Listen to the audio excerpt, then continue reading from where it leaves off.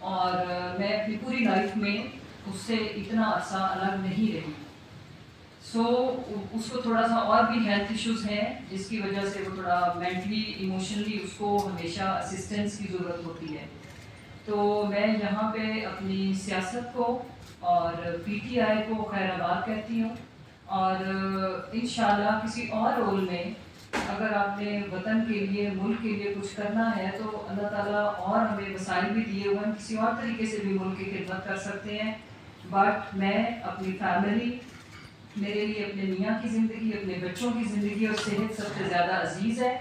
اس کے ساتھ جو اللہ نے ہمیں اگر کسی رول اور میں آپ سوشل ویلفیئر کچھ بھی کر سکتے ہیں. سیاست کو فی الحال میں چھوڑ رہی ہوں، پی ٹی آئی کو بھی.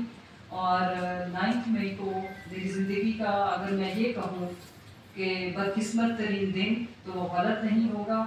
میں نے اور جمشید چیمہ صاحب نے پہلے بھی ویسے فوج کے بارے میں ہم نے کبھی غلط بات نہیں کی. فوج پاکستان کی آزادی کی علامت ہے، ہم سب کے یہاں پہ پرسکون بیٹھے رہنے کی علامت ہے. دوبارہ کہوں گی کہ اللہ تعالیٰ پاکستان کا حامی و ناصر ہو، اور اللہ تعالیٰ پاکستان کی زندگی سے آنے والی نسلوں سے اس طرح کے بدقسمت دن ڈیلیٹ کر دے، اور اللہ کرے کہ کبھی نہ ہو.